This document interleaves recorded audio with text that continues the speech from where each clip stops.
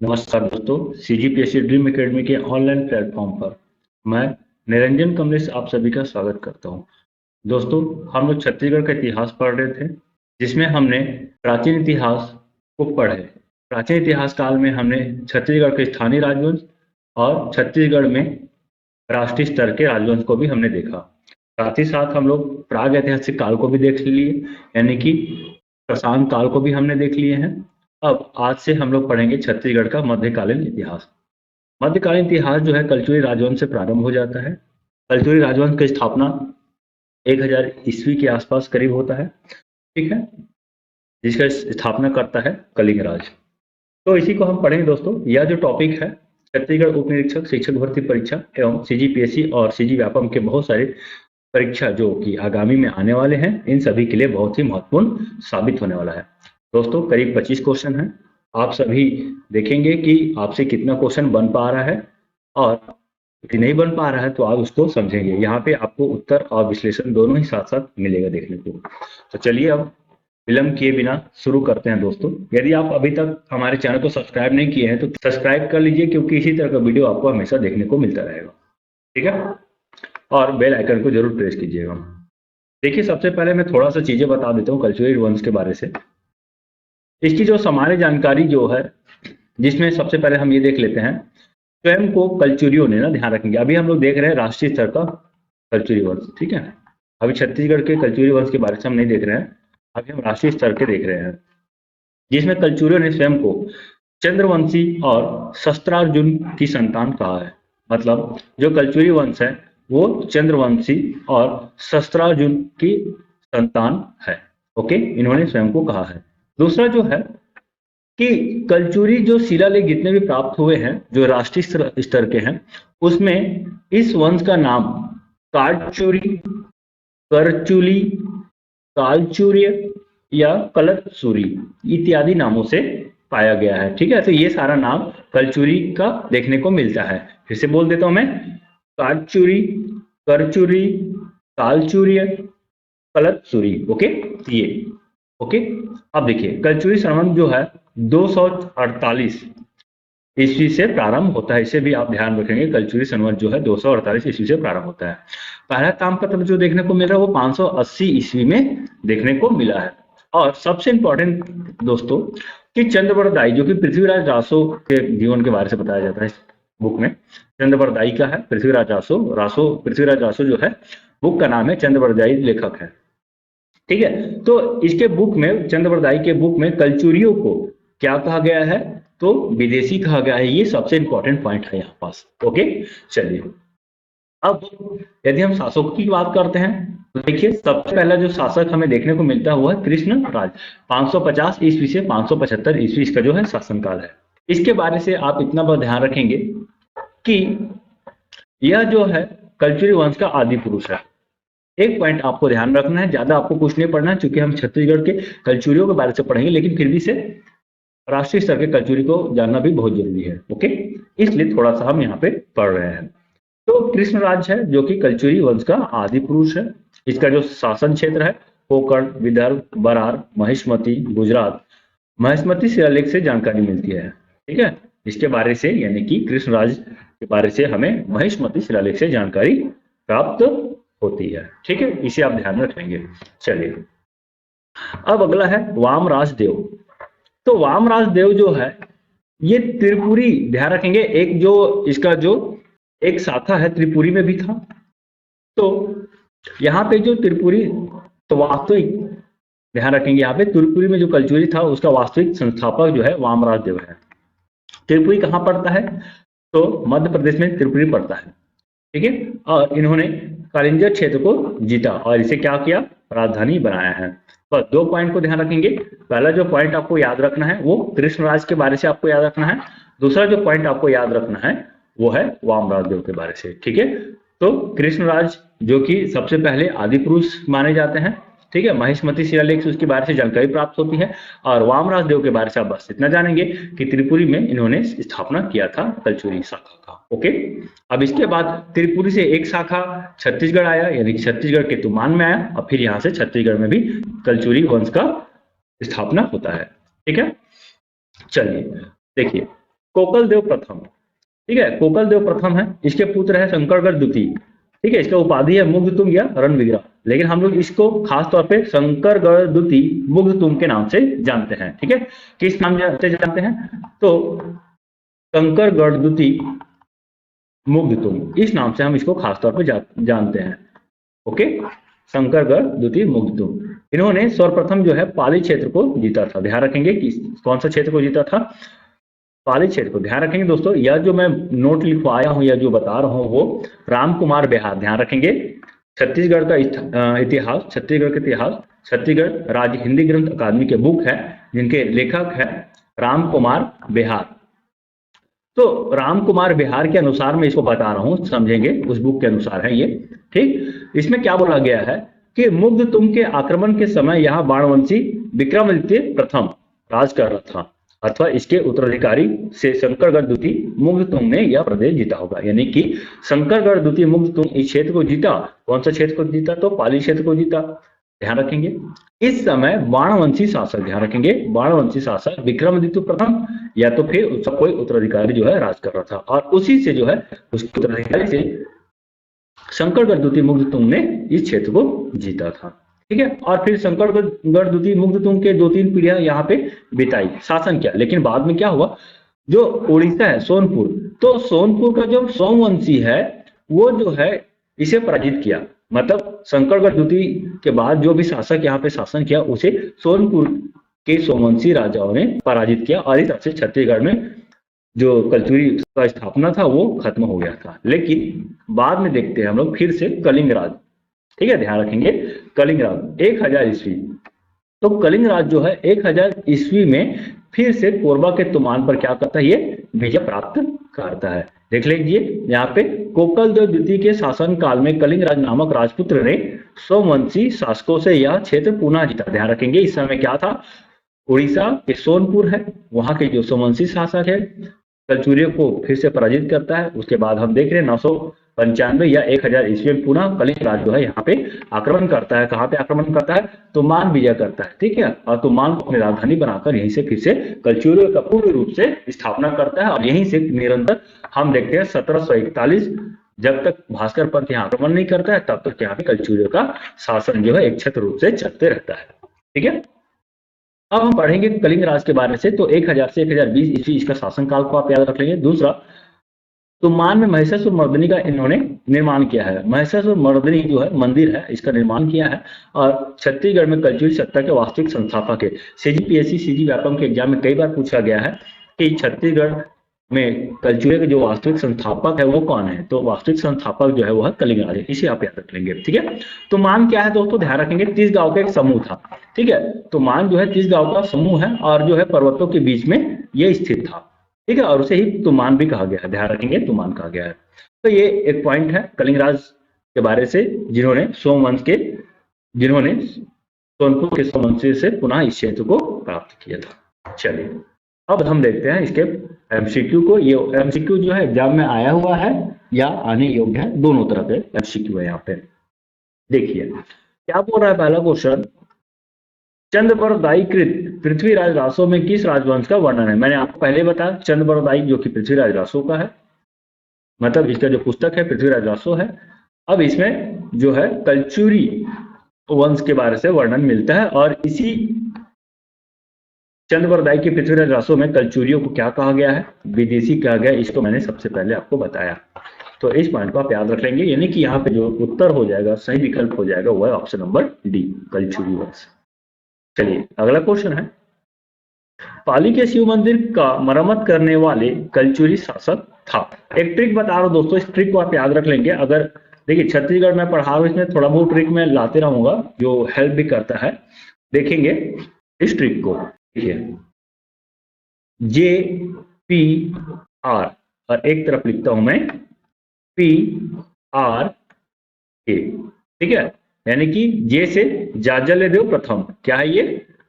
जाजल्यदेव प्रथम, और ये जो है पृथ्वीराज द्वितीय, और ये है रत्नदेव तृतीय, ठीक है। देखिए प्रथम द्वितीय तृतीय क्रम से, तो दिक्कत नहीं है। JPR, जैसे जाजल्यदेव प्रथम, P से पृथ्वीदेव द्वितीय, R से रत्नदेव तृतीय। अब पी आर के, तो ये पा से पाली है, आर से राजिम है, राजिम के राजीलोचन मंदिर, और के यानी कि खरौद, खरौद के लक्ष्मणेश्वर मंदिर है। तो ये ट्रिक है, इसको आपको याद रखना है। कैसे, किन्होंने क्या क्या जो है जीर्णोद्धार का कार्य किया। जाजलदेव प्रथम पाली के शिव मंदिर का जीर्णोद्धार किया, पृथ्वीदेव द्वितीय राजिम के राजीलोचन मंदिर का जीर्णोद्धार किया, रत्नदेव तृतीय खरौद के लक्ष्मणेश्वर मंदिर का जीर्णोद्धार किया। तो बहुत ही इंपॉर्टेंट ट्रिक है, आपको मैंने बताया यहाँ पे, आप इसे याद कर लीजिए, बहुत ही इंपॉर्टेंट है, यहाँ से क्वेश्चन आता ही आता है। तो देखिए, पाली के शिव मंदिर को मरम्मत करने वाले कलचुरी शासक, तो पाली, पाली यानी कि जाजलदेव प्रथम, ठीक है। तो JPR ऐसे आप याद रख लेंगे, JPR, और यहां से फिर से पढ़ना शुरू कीजिए, PRK, ओके। तो ये हो जाएगा जाजलदेव प्रथम, यानी कि ऑप्शन नंबर ए जो है इसका सही उत्तर होगा। चलिए अगला क्वेश्चन है, छत्तीसगढ़ में किस राजवंश का राज्यावधि काल सबसे अधिक रहा है।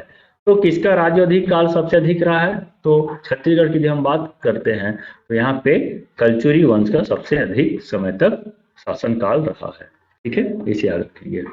ठीक, कब से देखते हैं, तो इसको लगभग 1000 ईस्वी से देखते हैं, 1741, ठीक है, या 1754 तक भी देखते हैं, प्रत्यक्ष अप्रत्यक्ष रूप से 1754 तक लगभग हम इसको देखते ही देखते हैं, ठीक है।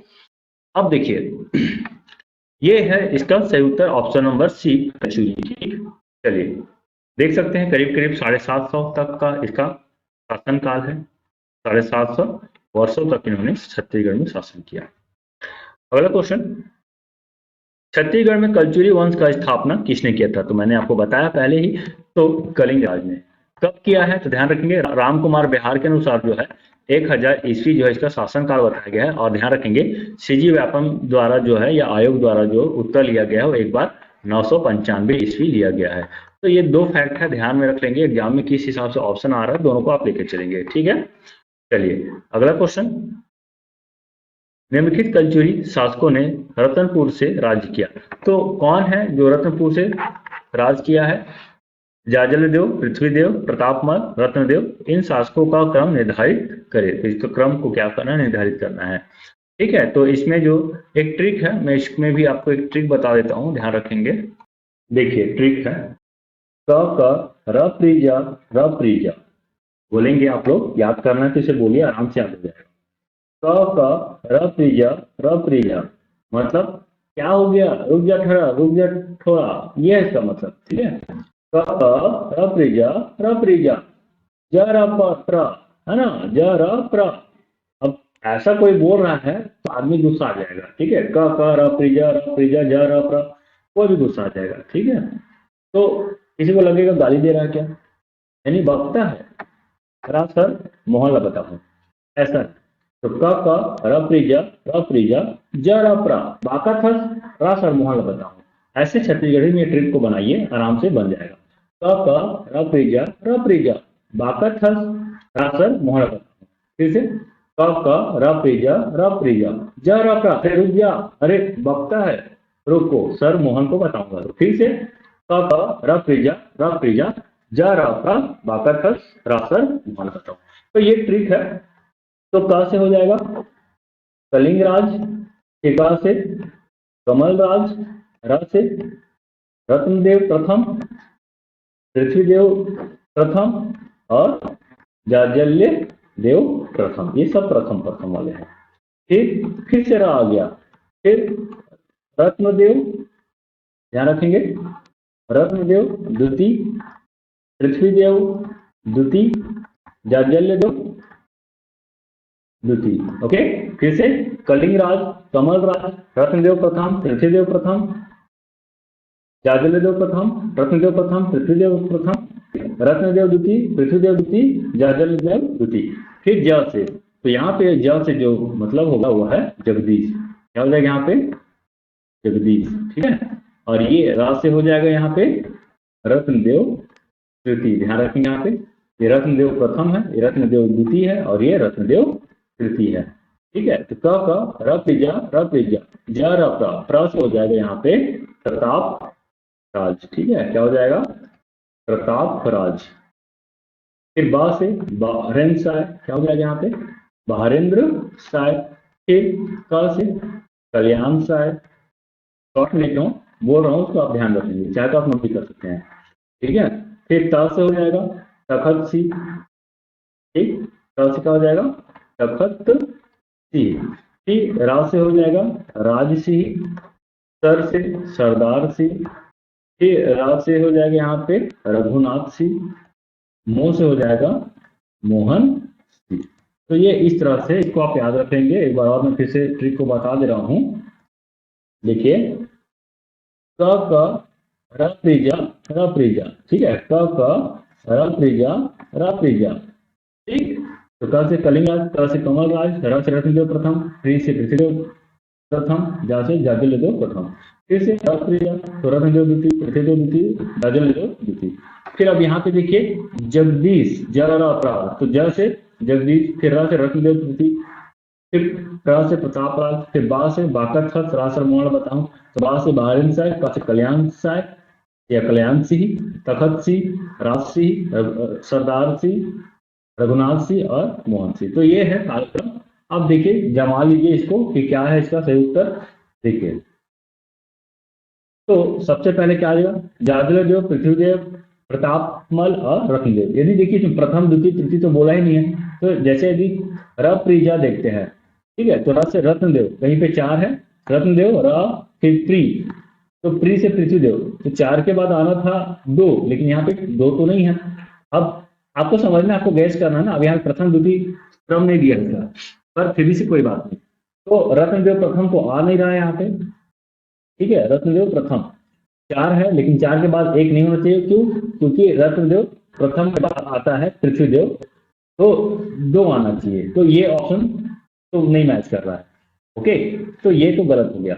अब दूसरा देखिए, रप्रिजा, पृथ्वीदेव, 2 से देख लीजिए, पृथ्वीदेव 2 के बाद 1, ये भी नहीं आ रहा है, ठीक है। अब इसको देख लेते हैं, 1 से स्टार्ट कीजिए।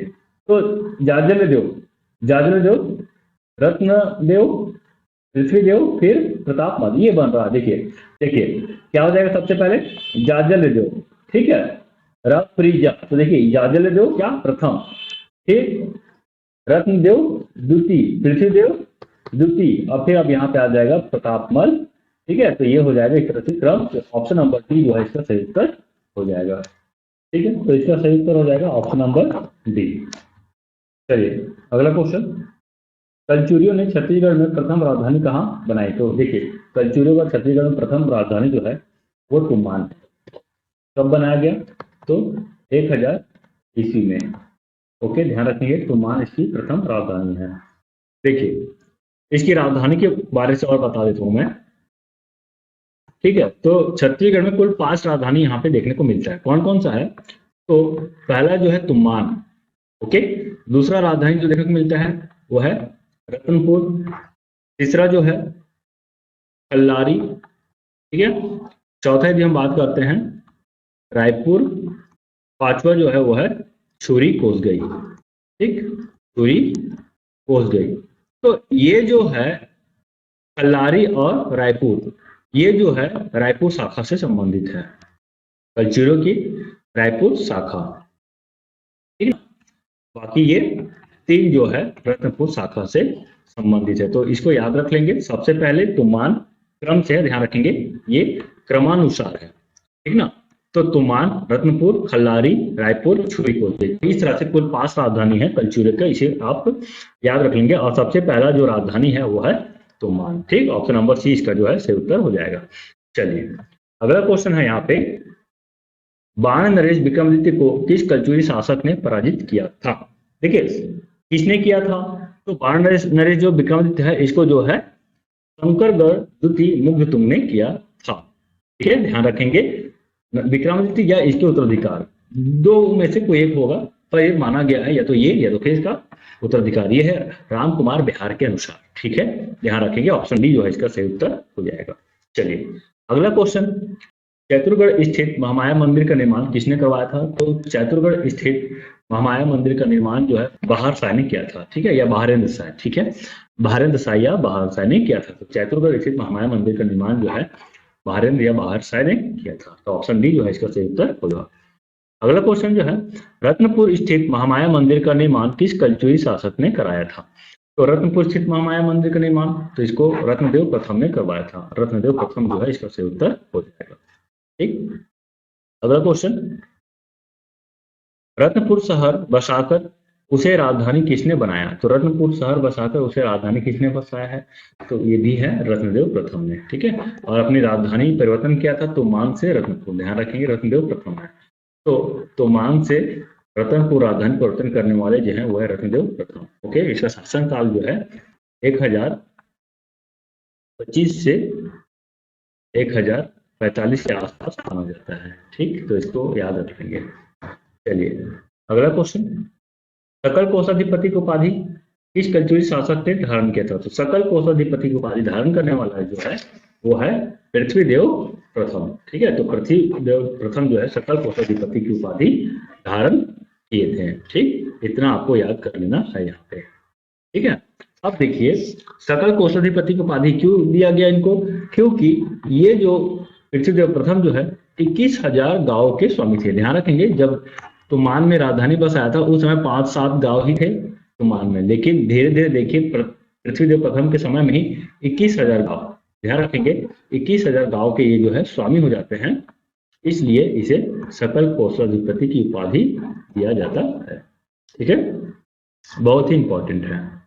और जानकारी जो है इसका कहाँ से प्राप्त होता है? तो ध्यान रखेंगे पृथ्वीदेव प्रथम का जानकारी जो है हमें अमोदा ताम्रपत्र से प्राप्त होता है। ठीक, तो अमोदा ताम्रपत्र से इसकी जानकारी हमें मिलती है। चलिए अगला क्वेश्चन, निम्नलिखित कथनों को पढ़िए। कलचुरी प्रशासन में राजा के अधिकार सीमित थे। प्रशासन के विभागों का दायित्व अमात्य मंडल के सदस्यों पर होता था। राज्य गढ़ों में विभाजित था तथा प्रत्येक गढ़ में 84 ग्राम होते थे। ठीक है, तो देखिए पहला, कलचुरी प्रशासन में राजा के अधिकार सीमित थे, तो ये स्टेटमेंट तो गलत है भाई, क्योंकि सीमित तो नहीं थे, असीमित थे। ठीक है, प्रशासन के विभागों का दायित्व अमात्य मंडल के सदस्यों को होता था, तो हाँ ये कथन सही है। और राजगढ़ों में विभाजित था तथा प्रत्येक गढ़ जो है 84 ग्राम में, ठीक है, प्रत्येक गढ़ में जो है 84 ग्राम होते थे, तो ये भी सही है। बारहो बोला जाता है, यानी कि 12 गांव के एक समूह को बारहो कहा जाता है। ठीक है, और एक गढ़ जो होता था, इस एक गढ़ में 84 गांव होता था, ध्यान रखेंगे। चलिए, तो 2 और 3 जो है इसका सही उत्तर हो जाएगा, ऑप्शन नंबर 1 जो है गलत है। ठीक, चलिए अगला क्वेश्चन, रत्नपुर को कुबेरपुर की उपमा किसके शासनकाल में दिया गया था? किसके शासनकाल में? तो रत्नदेव प्रथम। तो रत्नदेव प्रथम के समय में रत्नपुर को कुबेरपुर की उपमा दिया गया था। ठीक है, अगला क्वेश्चन, अल-बरूनी ने अपनी कृति में किस कलचुरी शासक का वर्णन किया है?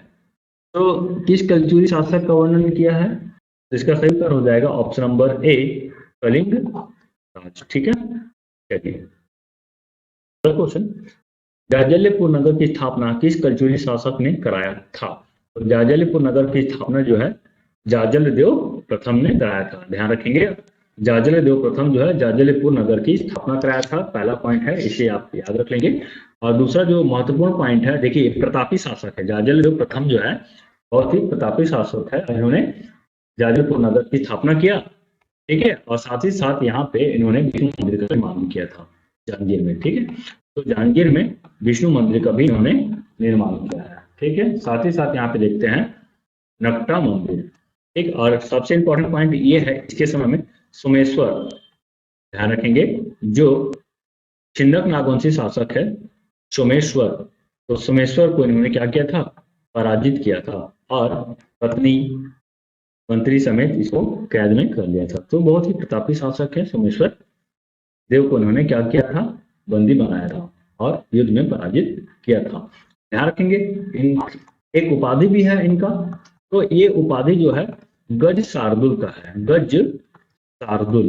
तो गज शार्दुल का मतलब होता है हाथी का शिकारी या हाथियों का शिकारी, ये इसका अर्थ होता है। तो ये 3 फैक्ट आप कम से कम इसका याद रख लीजिए, और रहने में तो बहुत सारा फैक्ट है, धीरे धीरे हम आगे देखते भी रहेंगे। ठीक, लेकिन यहाँ पे अभी 3 फैक्ट देख लीजिए। गज शार्दुल की उपाधि धारण किया, जाजल्यपुर नगर की स्थापना किया, वहां विष्णु मंदिर नकटा मंदिर का निर्माण करता है, और सोमेश्वर को पराजित करता है, छिंदक नागवंशी शासक है ये। ठीक है, और इसके माँ के कहने पर, ध्यान रखेंगे इसके माँ के कहने पर इन्होंने सोमेश्वर को रिहा कर देता है। ठीक, ध्यान रखेंगे। चलिए ऑप्शन नंबर 20 का सही उत्तर है। अगला क्वेश्चन, निम्नलिखित में से कौन सा कथन सही है? छत्तीसगढ़ में कल्चरी प्रशासन राजतंत्रात्मक था। प्रशासन में राजा को अमात्यों की सहायता प्राप्त थी। गांव के प्रशासन का प्रमुख प्रधान होता था। तो देखिए यहाँ पे छत्तीसगढ़ में कल्चरी प्रशासन राजतंत्रात्मक था, तो हाँ ये सही पॉइंट है। प्रशासन में राजा को अमात्यों की सहायता प्राप्त थी, तो ये भी सही है। और गांव के प्रशासन का प्रमुख प्रधान नहीं होता था, गौटिया होता था। इस बात को आप ध्यान में रखें। तो ऑप्शन 1 और 2 जो है इसका सही उत्तर। चलिए अगला क्वेश्चन। इंदक नागवंशी शासक सोमेश्वर देव को सपरिवार की शासक ने बंधक बनाया था, तो ये है जाजलदेव प्रथम। ठीक है, इसका सही उत्तर हो जाएगा ऑप्शन नंबर सी, जाजलदेव प्रथम। चलिए अगला क्वेश्चन। गज शताब्दी की उपाधि धारण करने वाला शासक तो जाजलदेव प्रथम ही है। ऑप्शन नंबर डी जो है इसका सही उत्तर हो जाएगा, जाजलदेव प्रथम। अगला क्वेश्चन। गंगवंशी शासक अनंत वर्मा चोड़गंग को किस कल्चुरी शासक ने हराया था? ध्यान रखेंगे जाजलदेव प्रथम बहुत इंपॉर्टेंट है, इसको पहले आप ध्यान रखें। जाजलदेव प्रथम, तो जाजलदेव प्रथम प्रतापी शासक था और इन्होंने बहुत सारे राजाओं को पराजित भी किया। इस कारण जो है इसकी कई जो क्षेत्र अधीनता स्वीकार भी किए थे और कई राजा जो है इससे मित्रता भी करना, देखिए कई राजा जो है इससे मित्रता करना चाहा और इनमें जो है जैसे कन्नौज के गढ़वाल है, ठीक है ध्यान रखेंगे, कन्नौज के गढ़वाल शासक है, ठीक है, जिजाक भुक्ती चंदेल है, ठीक। इसके साथ त्रिपुरी के कलचुरी, स्वयं ध्यान रखेंगे त्रिपुरी के कलचुरी भी इनसे मित्रता स्थापित किया था। इस कारण इन्होंने अपने आप को स्वतंत्र शासक के रूप में प्रदर्शित किया और इसके बाद जो अगला जो शासक आया यानी कि इसका उत्तराधिकार था रत्नदेव द्वितीय। तो रत्नदेव द्वितीय के समय में गंगवंशी शासक अनंत वर्मा चोड़गंग जो है आक्रमण किया था। साथ ही साथ त्रिपुरी के कलचुरी शासक भी है गयाकर्ण, ध्यान रखेंगे त्रिपुरी के शासक है गयाकर्ण, ये भी इसके समय में आक्रमण किया था, लेकिन जो रत्नदेव द्वितीय है दोनों आक्रमणों को पराजित किया था। तो ये भी इंपॉर्टेंट पॉइंट है, इसका ध्यान रखेंगे। और इसका जानकारी जो है हमें शिवरी नारायण शिलालेख से प्राप्त होती है। ध्यान रखेंगे कहाँ से हमको प्राप्त होती है जानकारी, तो शिवरी नारायण, क्योंकि यह जो क्षेत्र है मतलब युद्ध जो है शिवरी नारायण क्षेत्र में ही हुआ था, इसलिए शिवरी नारायण शिलालेख से हमें इसकी जानकारी प्राप्त होती है। तो ये था बहुत ही इंपॉर्टेंट पॉइंट। दोस्तों यदि आपको वीडियो पसंद आ रहा है तो प्लीज लाइक कीजिएगा और इसी तरह वीडियो पर बने रहिएगा। और किसी प्रकार का कोई दिक्कत होती है तो आप प्लीज कमेंट करके भी हमें बता सकते हैं, ठीक है। चलिए अगला क्वेश्चन देखेंगे अब। राजीव लोचन मंदिर का जीर्णोद्धार किस कलचुरी शासक के सेनापति द्वारा कराया गया था? तो राजीव, आपको मैट्रिक बताया था, JPR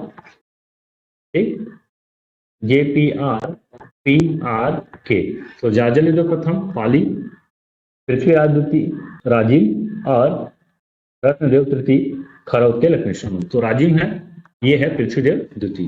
सही उत्तर हो जाएगा ऑप्शन नंबर ए, पृथ्वीदेव द्वितीय। अब देखिए अगला क्वेश्चन। राजीव लोचन मंदिर का जीर्णोद्धार किसने करवाया? फिर से तो पृथ्वीदेव द्वितीय है और इसका जो सेनापति है बहुत इंपॉर्टेंट है, जगतपाल। तो इसके सेनापति जो है जगतपाल, इन्होंने ही इसका क्या किया था, जीर्णोद्धार कराया था, ठीक। तो सही उत्तर हो जाएगा जगतपाल। अगला क्वेश्चन। कल्चुरी वंश की रायपुर शाखा का अंतिम शासक निम्नलिखित में से कौन था? तो कल्चुरी वंश की रायपुर शाखा का जो अंतिम शासक है, ध्यान रखेंगे अंतिम शासक ना, तो ये हो जाएगा अमर सिंह। ध्यान रखेंगे इसका सही उत्तर हो जाएगा option number A, Amar Singh. अगला क्वेश्चन। पृथ्वी देवेश्वर सिंह मंदिर का निर्माण किसने किया था? तो पृथ्वी देवेश्वर सिंह मंदिर का जो निर्माण करता है वो है पृथ्वीदेव प्रथम है, ठीक है। जिसका सही उत्तर हो जाएगा वो है पृथ्वीदेव प्रथम, ठीक। अगला क्वेश्चन। शिवरी नारायण का युद्ध किस कल्चुरी शासक ने विजित किया था? तो मैं आपको बताया रत्नदेव द्वितीय के समय में क्या होता आक्रमण हुआ था अनंत वर्मा चोड़गंग और त्रिपुरी के कल्चुरी शासक गयाकर्ण का। तो दोनों के आक्रमणों को क्या क्या इन्होंने विफल किया था और इस तरह से शिवरी नारायण शिलालेख से हमें इसकी जानकारी प्राप्त होती है। और युद्ध भी जो है शिवरी नारायण के तट पर, मतलब शिवरी नारायण की नदी है महानदी, उसके तट पर युद्ध हुआ था, ठीक। तो सही उत्तर हो जाएगा ऑप्शन नंबर ए, रत्नदेव द्वितीय। अगला क्वेश्चन और आखिरी क्वेश्चन है आज का दोस्तों।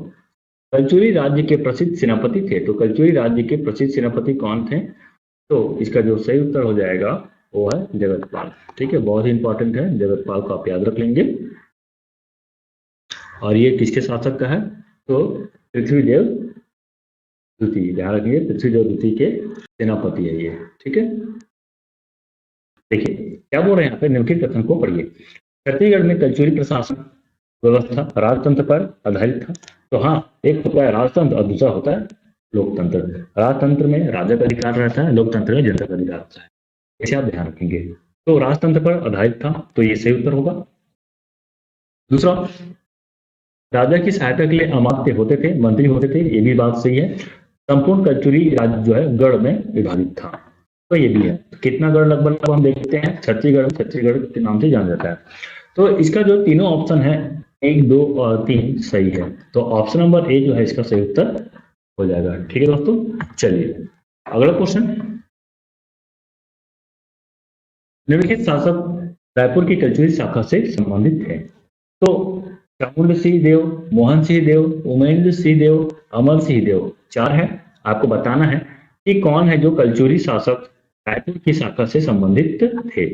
तो देखिए यहाँ पे समझिए दोस्तों, मोहन सिंह, तो मोहन सिंह जो है ये रत्नपुर के शासक रहे हैं। ठीक है, रघुनाथ सिंह के बाद मोहन सिंह आए हैं, ध्यान रखेंगे, रघुनाथ सिंह।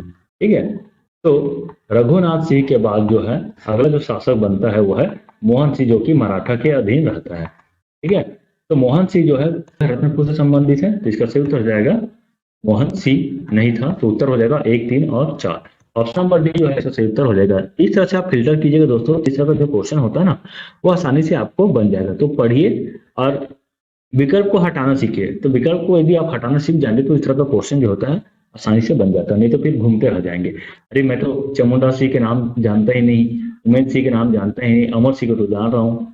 ठीक है, तो इस तरह से आप फिल्टर कीजिए कि मोहन सिंह जो है रतनपुर से संबंधित है, तो ये तो नहीं होगा, यानी कि ऑप्शन नंबर डी 1, 3, 4 सही है। चलिए अगला क्वेश्चन।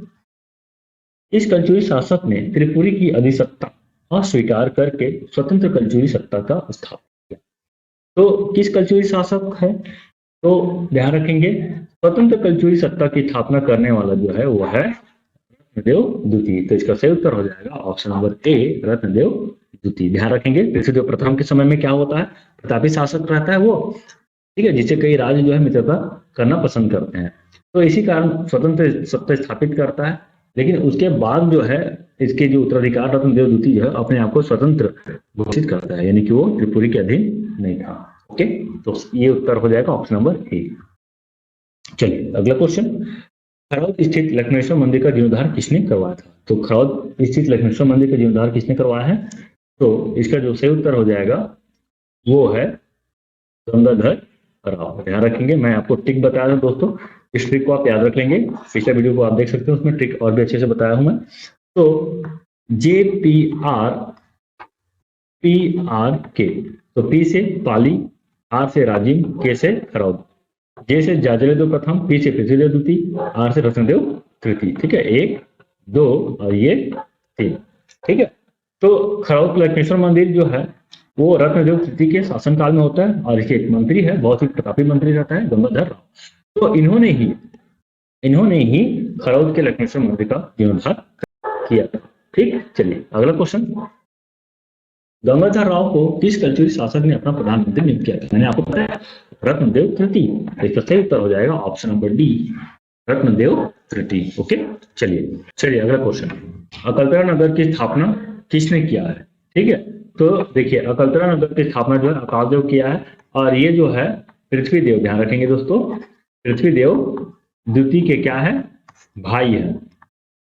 तो पृथ्वीदेव द्वितीय के भाई अकालदेव, इन्होंने ही अकलतरा नगर का क्या किया था, स्थापना किया था। और पृथ्वीदेव द्वितीय जो है रत्नपुर में, ध्यान रखेंगे, रत्नपुर या रतनपुर में गज किला का निर्माण किया था।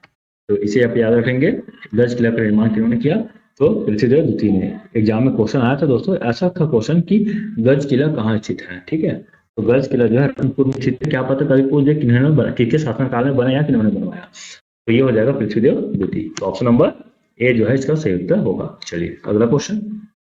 तखतपुर नगर की स्थापना किसने किया था। तो तखतपुर नगर की स्थापना तखत सिंह ने किया था, ध्यान रखेंगे, ऑप्शन नंबर ए जो है इसका सही उत्तर होगा। अगला क्वेश्चन। रत्नपुर स्थित एकवीरा देवी मंदिर का निर्माण करता कौन है। तो इसका जो सही उत्तर हो जाएगा वो है रत्नदेव तृतीय। ध्यान रखेंगे दोस्तों, एकवीरा मंदिर रत्नदेव तृतीय है। ठीक है, तो रत्नदेव तृतीय के समय में क्या हुआ था, एकवीरा मंदिर का निर्माण हुआ था। रत्नदेव तृतीय है, लेकिन इसके जो काल है वो है, इसके काल में इसका जो मंत्री होता है गंगाधर राव, तो गंगाधर राव द्वारा ही इस एकवीरा मंदिर का निर्माण किया जाता है। तो ठीक है, सही उत्तर हो जाएगा ऑप्शन नंबर सी। ठीक है, तो इसे आप ध्यान रख लेंगे, रत्नदेव तृतीय के काल में होता है और निर्माण करने वाला जो है वो है गंगाधर राव। ठीक, चलिए अगला क्वेश्चन, कल्चुरी शासकों में सर्वाधिक शिलालेख किसका मिला है? ठीक है, ऑप्शन ए पृथ्वीदेव द्वितीय, ऑप्शन बी जाजलदेव प्रथम, option C Pratapmal, option number D जो है कल्याण साय। तो देखिए पृथ्वीदेव द्वितीय जो है इसका सही उत्तर हो जाएगा, पृथ्वीदेव द्वितीय के काल में सर्वाधिक शिलालेख मिला है, और कितना शिलालेख मिला है? तो वो है 13 शिलालेख। तो 13 शिलालेख बहुत होता है अपने आप में दोस्तों, इसे आप याद रख लेंगे। तो सही उत्तर हो जाएगा पृथ्वीदेव द्वितीय। ठीक है, और इसी का जो सामंत होता है जगतपाल, ध्यान रखेंगे जगतपाल, और इसी जगतपाल के द्वारा राज्य में राजीव लोचन मंदिर का क्या कराया गया था? जीर्णोद्धार कराया गया था। ठीक है, चलिए अगला क्वेश्चन, रायपुर की स्थापना किस कल्चुरी राजा द्वारा की गई थी? तो रायपुर की स्थापना रामचंद्र देव द्वारा किया गया था। तो किसके याद है? तो इसके पुत्र जो है ब्रह्मराय देव, ध्यान रखेंगे ब्रह्मराय देव। तो ब्रह्मराय देव के नाम से रायपुर शहर की स्थापना किया था, और ब्रह्मदेव राय ने इसे अपनी राजधानी बनाया था। तो ये भी याद रखेंगे। कल्चुरी काल में कुल 5 राजधानी है दोस्तों, और 5 राजधानी के बारे में मैंने आपको पिछला वीडियो में बताया हूँ, तो उसको भी आप देख लेंगे। ठीक, चलिए अगला क्वेश्चन देख लेते हैं, कल्चुरी वंश की स्थापना किस वर्ष किया गया था? तो किस वर्ष किया गया था? तो कल्चुरी वंश की जो स्थापना है 1000 ईस्वी में किया गया था। ठीक है, लेकिन ध्यान रखेंगे आयोग जो है इसका उत्तर 995 भी लिया है, ध्यान रखेंगे 995 भी लिया गया है। तो खैर हालांकि यहाँ पे 1000 ईस्वी दिया गया, तो यहाँ पे ऑप्शन नंबर सी जो है सही उत्तर होगा। ठीक है, अगला क्वेश्चन, रत्नपुर से कोसगाई राजधानी स्थापित किसने किया था? तो कोसगाई, छोरी कोसगाई, ध्यान रखेंगे स्थापित करने वाला जो है वो है बाहर side. Okay, option number B जो है इसका सही उत्तर होगा। अगला क्वेश्चन, अकबर के दरबार में 8 वर्ष तक रहने वाला कल्चुरी शासक, ठीक है, तो कौन है? तो कल्याण साय। ठीक है, तो कल्याण साय जो है अकबर के दरबार में 8 वर्ष तक शासक रहे हैं। ठीक है, रहे हैं। ओके, चलिए अगला क्वेश्चन, राजस्व के क्षेत्र में जमाबंदी प्रणाली की शुरुआत किसने किया था? तो जमाबंदी प्रणाली की शुरुआत करने वाले जो है वो है कल्याण साय। ओके, ध्यान रखेंगे। अगला क्वेश्चन, कौन सा कल्चुरी शासक औरंगजेब का समकालीन था? तो औरंगजेब का समकालीन जो है वो है तखत सी, ऑप्शन नंबर डी जो है इसका सही उत्तर हो जाएगा। अगला क्वेश्चन दोस्तों, गोपाल मिश्र किसका दरबारी कवि था? तो गोपाल मिश्र जो है राजसिंह का दरबारी कवि था। ठीक है, तो राजसिंह जो है बहुत इंपॉर्टेंट है, क्यों? क्योंकि गोपाल मिश्र है ना जिन्होंने खूब तमाशा, ठीक है, इसका जो रचना है वो है खूब तमाशा, तो खूब तमाशा के रचनाकार है, और ये जो है राजसिंह के दरबारी कवि रहे हैं। ठीक, अब ध्यान रखेंगे राजसिंह के समय में 2 इंपॉर्टेंट, एक तो है बादल महल और दूसरा जो है हवा महल। ध्यान रखेंगे बादल महल और हवा महल जो है राजसिंह के शासन काल में बनाया गया है, बहुत इंपॉर्टेंट है। और ये कहाँ बना है? तो ये है रतनपुर। ठीक है, तो उत्तर इसका ऑप्शन बी हो जाएगा राजसिंह। राजसिंह के बारे से मैंने आपको 2 पॉइंट और बता दिया है। ठीक है, और इसके बारे से एक और याद रखिए, इसका जो पुत्र है विश्वनाथ सिंह, उन्होंने इसके अपनी इस शासन काल में इसके पुत्र जो है विश्वनाथ सिंह जो आत्महत्या कर लेता है। चलिए अगला क्वेश्चन देखते हैं, खूब तमाशा की रचना किसने किया? तो मैंने अभी आपको बताया, तो वह है गोपाल मिश्र। ठीक है, खूब तमाशा के रचनाकार है। चलिए अगला क्वेश्चन, कल्चुरी कालीन शासन व्यवस्था में स्थानीय कामकाज के संचालन हेतु नगरों और गांव में कौन सी संस्था होती थी? पंचकुल, ध्यान रखेंगे पंचकुल नामक संस्था होती थी। ठीक है, तो पंचकुल नामक संस्था होती थी जहां ग्राम के जो मुखिया होता था ग्रामकूट कहलाता था। ओके, और शहर में जो मुखिया होता था पूर्व प्रधान कहलाता था। तो ये ध्यान रखेंगे, मुखिया को पूर्व प्रधान कहा जाता था और ग्राम के मुखिया को ग्रामकूट कहा जाता था। पंचकुल नामक संस्था थी जो सामाजिक आर्थिक न्यायिक संस्था के रूप में कार्य करती थी। ओके, चलिए अगला क्वेश्चन, अंतिम कल्चुरी शासक इनमें से कौन है? तो अंतिम कल्चुरी शासक कौन है? तो ध्यान रखेंगे मोहन सिंह, सरदार सिंह, रघुनाथ सिंह, राजसिंह। तो इसका जो सही उत्तर हो जाएगा वो है मोहन सिंह। ठीक है। रत्नपुर की बात करते हैं तो रघुनाथ सिंह के बाद जो है मोहन सिंह जो है शासन करता है, और इसके बाद मराठा जो है प्रत्यक्ष रूप से, है ना, बिंबाजी जो है प्रत्यक्ष रूप से शासन संभालता है। ठीक। अच्छा देख लीजिए दोस्तों, एक चीज और मैं यहाँ पे बता देता हूँ। रघुनाथ सिंह जो है कलचुरी, है ना, ध्यान रखेंगे, कलचुरी वंश के शासक हैं, अंतिम शासक। ठीक है। लेकिन यदि बात करते हैं मराठा के अधीन प्रथम है ये। ठीक है, मराठा के अधीन प्रथम और कलचुरी वंश के अधीन अंतिम। तो मराठा के अधीन प्रथम और कलचुरी के अधीन अंतिम। और मोहन सिंह की बात करते हैं तो मराठा के अधीन प्रथम भी है और अंतिम भी है। अगर उत्तर रघुनाथ सिंह लिया जा रहा है तो इसका मतलब ये है रघुनाथ जी जो है रत्नपुर वंश से संबंधित रख रहे हैं। ठीक है, तो रत्नपुर शाखा से संबंधित है। ठीक है, जो कि मराठों की बात नहीं हो रही है, तब तक ये बात करते हैं तो रघुनाथ सिंह हो जाएगा इसका सही उत्तर। ठीक, क्योंकि इसके बाद जो है मराठा का जो है शासन यहाँ पे देखने को मिलता है। लेकिन एक बात ये भी है दोस्तों, मराठा के बाद यदि हम मोहन सिंह की बात करते हैं तो मोहन सिंह भी कलचुरी शासक है और अंतिम है वो भी, लेकिन वो मराठा के अधीन है। तो इस हिसाब से अगर उत्तर लिया गया है तो इसका सही उत्तर है option number C, Raghunath Singh. ठीक, चलिए अगला क्वेश्चन। रायपुर के कलचुरी शाखा के संस्थापक कौन थे? तो कलचुरी शाखा के संस्थापक जो है वो है रामचंद्र देव है। ओके, रामचंद्र देव है, इसका सही उत्तर हो जाएगा ऑप्शन नंबर बी। ठीक, और देख लीजिएगा यहाँ पे दो उत्तर आता है। ठीक है, रामचंद्र देव जो है पीएससी द्वारा लिया गया उत्तर है, और केशव, ध्यान रखेंगे, जो यहाँ के पुरातत्ववेत्ता है एक कनिंघम। ठीक है, तो कनिंघम के अनुसार जो है केशव देव के समय में विभाजन हुआ था रत्नपुर शाखा का, और ये जो है रायपुर में आकर बसे थे, तो संभवतः जो है ये संस्थापक होंगे। लेकिन आयोग जो है अपने तरफ से जो उत्तर लेता है वो है रामचंद्र देव को है। ठीक है, तो दोनों उत्तर का आप ध्यान रख लेंगे, क्योंकि यहाँ पे रामचंद्र देव केशव देव है तो दोनों है। लेकिन आप यदि आयोग की बात करते हैं तो अब आयोग जो है रामचंद्र देव को ले चुका है, तो दोस्तों इसलिए मैं यहाँ पे रामचंद्र देव को इसका सही उत्तर माना हूँ। ठीक है, लेकिन अगर वो केशव देव है तो भी देख लीजिएगा, अब पूरा माई बाप जो है वह आयोग है, कब क्या लेते हैं वो उसका मूड है।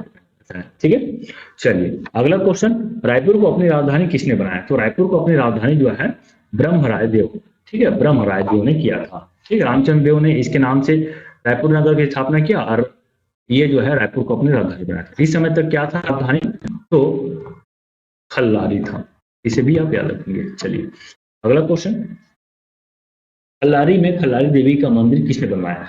तो देवपाल नामक एक मोची था, इन्होंने ही खल्लारी में खल्लारी देवी का मंदिर का निर्माण किया था। और ये किसके काल में है? तो ये है रामचंद्र देव के काल में। ओके, चलिए अगला क्वेश्चन।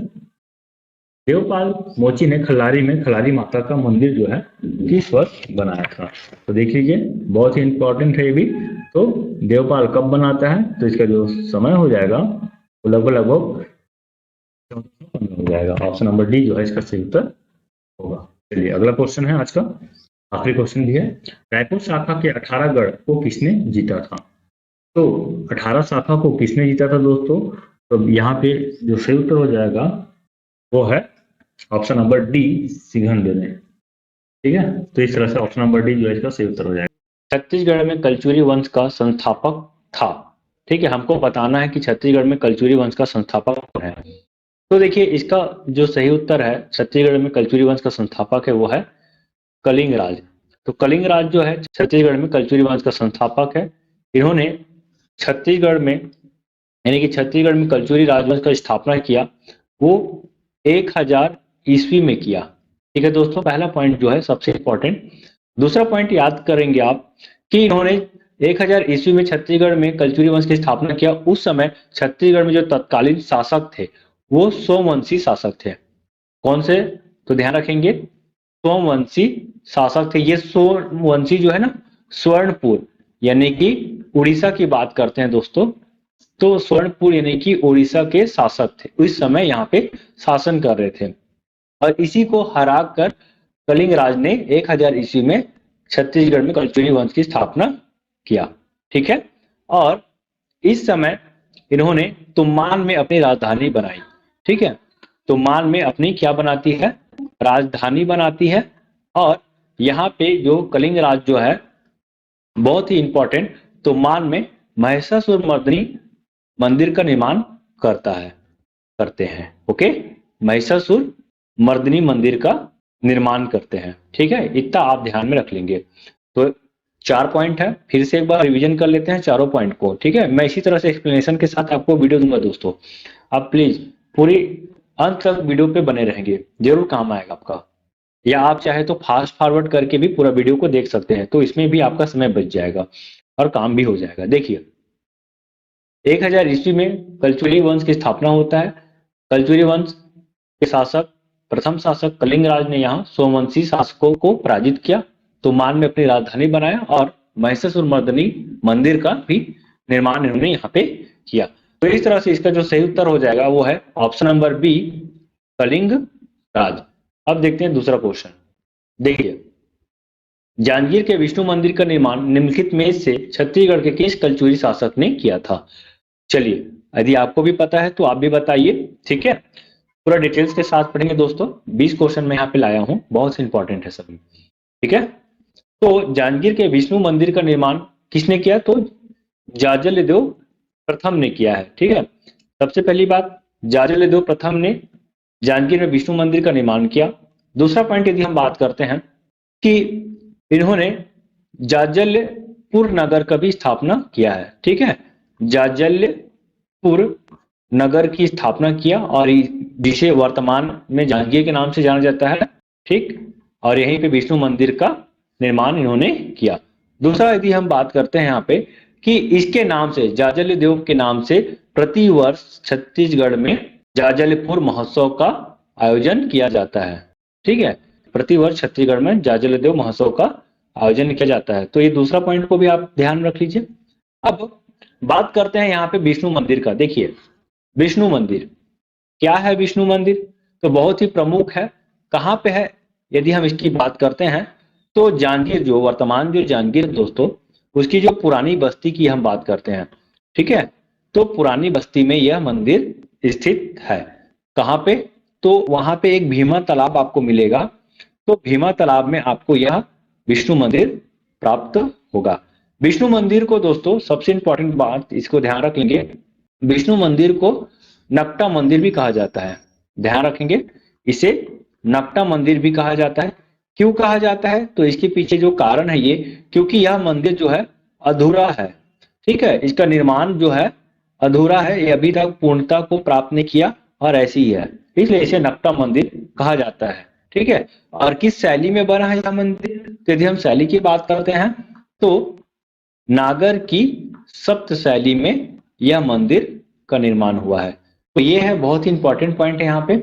जांजगीर के विष्णु मंदिर का निर्माण जो है जाजलदेव प्रथम द्वारा किया गया है। ठीक है, चलिए अब अगला क्वेश्चन देख लेते हैं। देखिए, इसका चित्र देख लीजिए, ये विष्णु मंदिर है। ध्यान रखेंगे, जांजगीर का जो विष्णु मंदिर है ये उसका पिक है दोस्तों। ठीक है, देख लीजिए, इस तरह का दिखाई देगा। ओके, चलिए अगला क्वेश्चन। छत्तीसगढ़ों को किसने खोजा? मतलब छत्तीसगढ़ में कितने गढ़ हैं? तो छत्तीसगढ़ है। ठीक है, यदि हम छत्तीसगढ़ की मैप की बात करते हैं, देखिए ये छत्तीसगढ़ है। अब छत्तीसगढ़ की बात कर रहा हूं तो यहाँ पे छत्तीसगढ़ में शिवनाथ नदी, आप सभी जान रहे होंगे शिवनाथ नदी को। तो शिवनाथ नदी जो है ये इस तरह से ऐसा हमें दिखाई देता है, शिवनाथ नदी। ठीक है, तो शिवनाथ नदी के उत्तर में, तो इसके उत्तर में 18 गढ़ और दक्षिण में 18 गढ़, यानी कि रतनपुर क्षेत्र में 18 गढ़ हमें देखने को मिलता है और रायपुर क्षेत्र में भी हमें 18 गढ़ देखने को मिलता है। ठीक है, अब इसका खोज किसने किया है? तो इसका खोजकर्ता जो है मिस्टर चिस्म ने। ठीक है, मिस्टर चिस्म ने इसका खोज किया। कब किया? तो इसको भी ध्यान में रखना है दोस्तों। तो इसका खोज जो है 1868 में किया गया है। ठीक है, 1868 ईस्वी में इसका खोज किया गया। तो ये पॉइंट है, याद रख लेंगे। ठीक है, और मिस्टर चिस्म कौन थे? तो इसके बारे से भी बता दूं कि मिस्टर चिस्म जो है बिलासपुर के प्रथम, ठीक है, बिलासपुर के प्रथम बंदोबस्त अधिकारी थे। ओके, प्रथम बंदोबस्त अधिकारी थे और इन्होंने ही छत्तीसगढ़ों का नामकरण किया और खोज भी किया। ठीक, तो ये पॉइंट याद रख लेंगे, बहुत ही इंपॉर्टेंट है। चलिए अगला क्वेश्चन की ओर बढ़ते हैं दोस्तों। देखिए अगला क्वेश्चन क्या लिखा है। रायपुर शहर का नामकरण किसके नाम पर रखा गया है? तो आपको बताना है कि रायपुर शहर का नामकरण किसके नाम पर रखा गया है। तो देखिए इसका सही उत्तर है ब्रह्मदेव राय। ठीक है, ब्रह्मदेव राय के नाम से रायपुर शहर का नामकरण रखा गया है। ठीक है, यानी कि रायपुर शहर का नामकरण किया गया है। अब इनके पिता जो है, ठीक है, इनके पिता है रामचंद्र। ध्यान रखेंगे, रामचंद्र ने अपने पुत्र ब्रह्मदेव राय के नाम से इस क्षेत्र को रायपुर शहर के नाम से नाम दिया। ठीक है, और ध्यान रखेंगे कि जो ब्रह्मदेव राय है इसे यानी कि रायपुर को अपनी राजधानी बनाता है। ठीक है, ध्यान रखेंगे, रायपुर को अपनी राजधानी बनाता है। कब बनाता है? तो यदि हम सन की बात करते हैं तो 1409 ईस्वी में रायपुर को अपनी राजधानी बनाता है, और इससे पहले राजधानी की यदि हम बात करते हैं तो वो खल्लारी था। ठीक है, तो रायपुर शाखा के जो कचोरी शासक हैं उसके प्रथम यदि हम राजधानी की बात करते हैं तो खल्लारी था। बाद में ब्रह्मदेव राय ने रायपुर को राजधानी बनाया। ठीक है, तो इतना पॉइंट को आप ध्यान रख लेंगे। और ब्रह्मदेव राय ने ही ठीक रायपुर में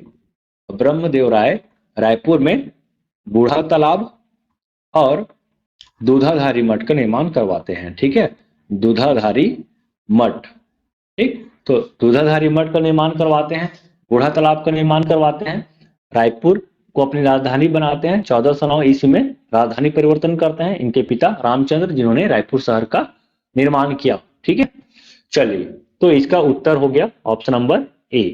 अगला क्वेश्चन देख लेते हैं। देखिए क्या है क्वेश्चन, रायपुर शाखा का अंतिम कलचुरी शासक कौन था?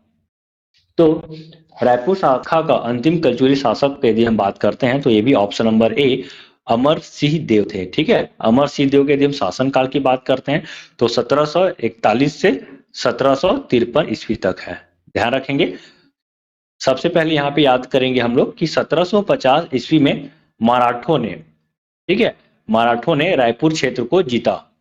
ठीक है, बिना किसी युद्ध किए। ये भी मतलब कोई विशेष रूप से यहाँ पे मराठों को बल का इस्तेमाल नहीं करना पड़ा था, ये आसानी से ही रायपुर क्षेत्र को अपने अधीन कर लिए थे। कब? तो 1750 में रायपुर को मराठों ने, ठीक है, मराठों ने अपने अधीन किया। ठीक, तो इस बात को ध्यान में रख लेंगे। ठीक है, रायपुर को अपने अधीन में करता है और 1750 में, लेकिन 1753 में इसकी मृत्यु हो जाती है, और मृत्यु होने के पश्चात 1753 में इसके जो उत्तराधिकार जो बनता है वो इसके बेटा है। ठीक है, ध्यान रख लेंगे, इसके बेटा का जो नाम है वो है शिवराज सिंह। ठीक, शिवराज सिंह। तो शिवराज सिंह जो है इसका बेटा होता है। और ये तो देखिए यहाँ पे एक बात और याद रख लेना है आपको कि मराठों ने यहाँ पे आक्रमण किया, और आक्रमण करने के बाद रायपुर क्षेत्र को भी अपने अधीन किया। कब? तो 1750 ईस्वी में। और जब रायपुर क्षेत्र को अपने अधीन करता है तो अमर सिंह को, ध्यान रखेंगे, रायपुर, राजिम और पाटन, ये तीन क्षेत्र को शासन करने के लिए दे दिया जाता है। मतलब पूरा रायपुर क्षेत्र में ये तीन जो परगना है, ध्यान रखेंगे, छोटा सा गढ़ बोल सकते हैं, रायपुर, राजिम और पाटन। ठीक है, रायपुर, राजिम, पाटन क्षेत्र को अमर सिंह को दे देते हैं, और इसके बदले में वार्षिक टकोली के रूप में 7,000 रुपया मराठों को देना रहता है। ठीक है, तो ध्यान रखेंगे, तीन क्षेत्र को, पूरा रायपुर क्षेत्र से इसको बहिष्कृत कर देते हैं, और रायपुर, राजिम और पाटन क्षेत्र को मात्र शासन करने के लिए 1,000 रुपये वार्षिक टकोली से दे दिया जाता है। ठीक है, ध्यान रख लेंगे, ये बस इतना ही आपको याद रख लेना है। देखिए दोस्तों, भले ही वन लाइनर क्वेश्चन है, लेकिन मैं आपको इसमें डिटेल्स दे रहा हूँ। यदि एग्जाम में, पीएससी के एग्जाम की हम बात करते हैं, अगर वो डीप में पूछेगा तो इसी तरह से क्वेश्चन को कूट में बनाकर देगा और पूछा जाएगा कि क्या उत्तर सही है। तो आप अभी से अभ्यस्त हो जाइए और तैयार हो जाइए। ठीक है, मैं आपके लिए एक इंपॉर्टेंट सेशन भी लेकर आऊंगा सीजीपीएससी प्री एग्जाम को लेकर। ठीक है, तो अभी इसको देखते हैं। चलिए अगला क्वेश्चन, मराठा काल में इस राज्य में सती प्रथा प्रचलित थी। ठीक है, सती प्रथा प्रचलित थी, जिसके प्रमाण रतनपुर में इनके रूप से प्राप्त होती है। तो आपको बताना है कि कहाँ पे सती प्रथा का हमें प्रमाण देखने को मिलता है। सती चौरा, सती समाधिया, सती महल, सती मंदिर। तो देखिए इसका जो सही उत्तर हो जाएगा वो है सती चौरा। कहाँ है दोस्तों सती चौरा? तो रतनपुर में है। किसके द्वारा निर्माण किया गया? तो ये है आनंदी बाई। ध्यान रख लेंगे, आनंदी बाई। और आनंदी बाई कौन है? तो आपको बता दूं कि मराठा शासक जो बिंबा जी है, ठीक है, बिंबा जी, तो इसकी 3 पत्नियां थी, ठीक है। यदि इसकी पत्नी की बात करते हैं, 3 पत्नी थी। एक आनंदीबाई, दूसरा सतीबाई और तीसरा जो है रमाबाई, ठीक है। तो सतीबाई क्या है, ये सती हो जाती है और इसी के याद में रतनपुर में आनंदीबाई ने सती चौरा का निर्माण करती है, ठीक है। सती चौरा का निर्माण आनंदीबाई द्वारा कराया जाता है और रमाबाई जंगल की ओर चली जाती है, संन्यास धारण कर लेती है, ठीक है। तो इसे आप ध्यान रख लेंगे, सती चौरा का निर्माण कराने वाली कौन है, तो वह है आनंदी बाई। और आपको आनंदी बाई के बारे में एक और बता दूं कि सत्ता में इन्होंने बहुत ही हस्तक्षेप किया है, ठीक है। तो ये है, चलिए, तो ऑप्शन नंबर ए इसका भी सही हो जाएगा। चलिए अगला क्वेश्चन, रायपुर शाखा के कलचुरियों ने अपनी प्रारंभिक राजधानी किसे बनाया था, तो मैं इसको अभी आपको बताया हूं दोस्तों, प्रारंभिक राजधानी किसे बनाया, तो खल्लारी को प्रारंभिक राजधानी बनाया, ठीक है। और यदि हम बात करते हैं कि रायपुर राजधानी कब परिवर्तन हुआ, तो 1409 ईस्वी में रायपुर राजधानी परिवर्तन होता है, ठीक ना। चलिए अगला क्वेश्चन देख लेते हैं।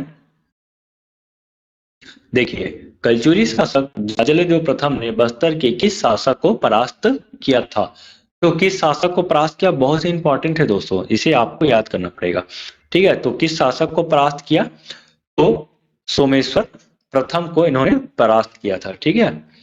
चलिए इसके बारे से डिटेल्स हम देखते हैं। देखिए, जाजलदेव प्रथम के रतनपुर शिलालेख किससे हमको जानकारी मिलती है, तो इस बात की जानकारी हमें रतनपुर शिलालेख से मिलती है, जो कि जाजलदेव प्रथम से है।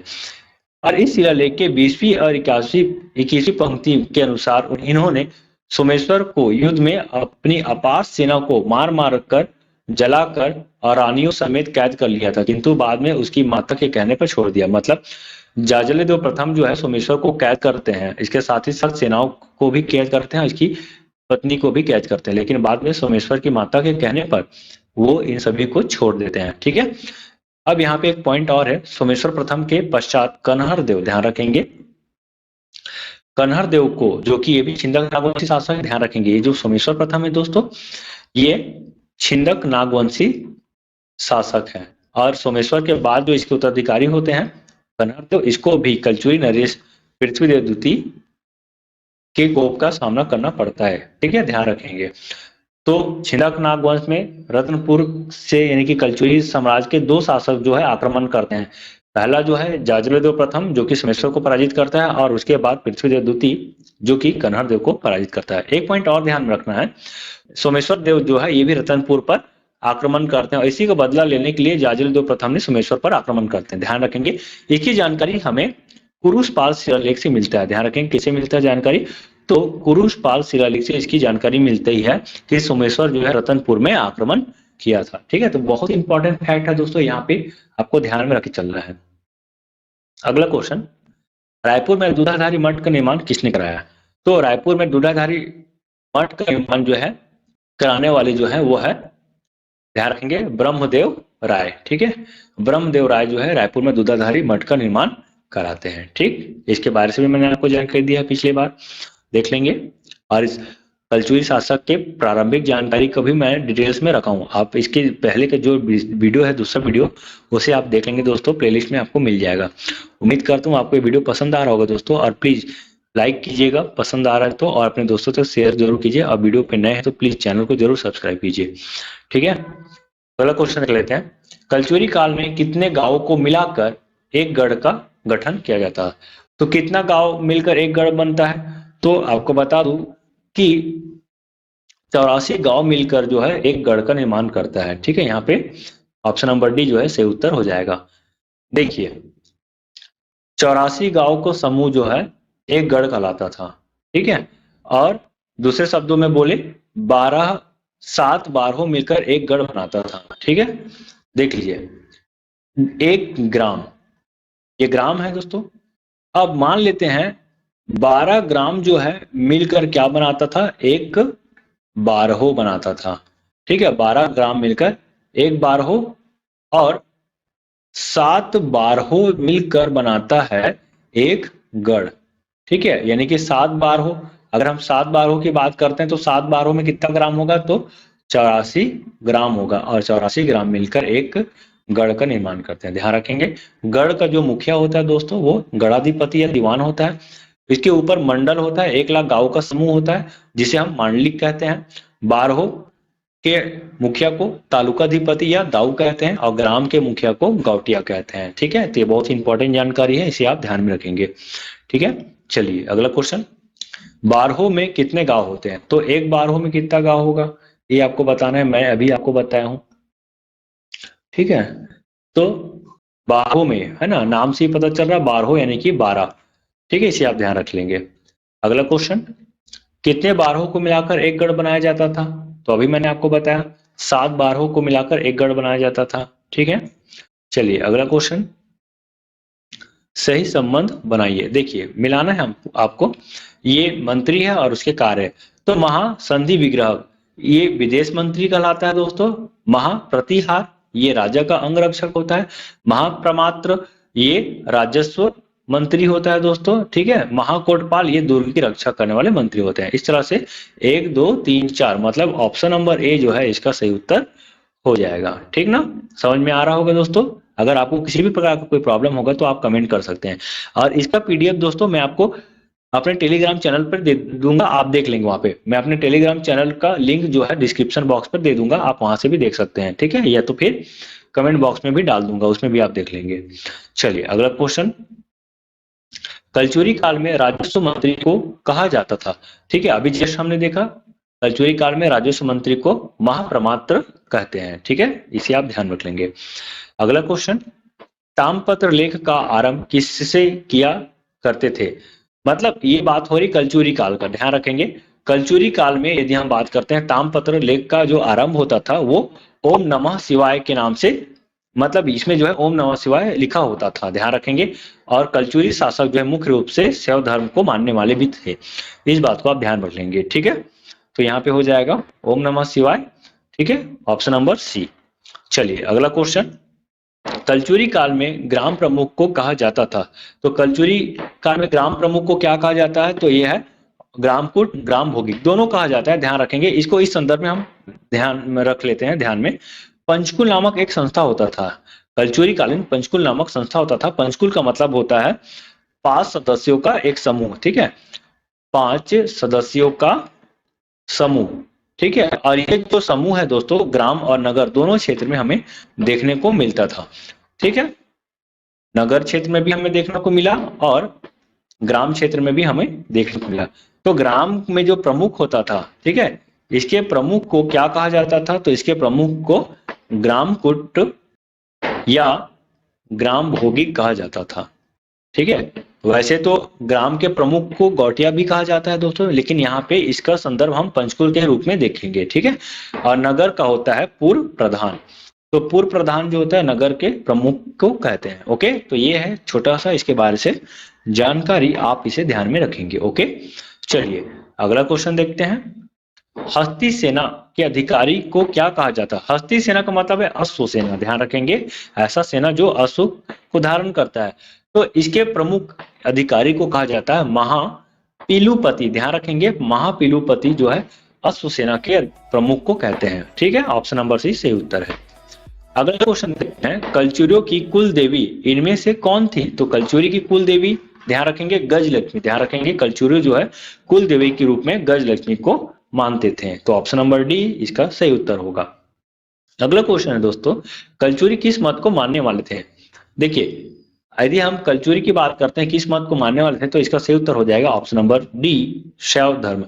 लेकिन ध्यान रखेंगे जो कलचुरी जो है ये धर्मों के प्रति सहिष्णु थे, ध्यान रखेंगे, धर्मों के प्रति जो है सहिष्णु थे।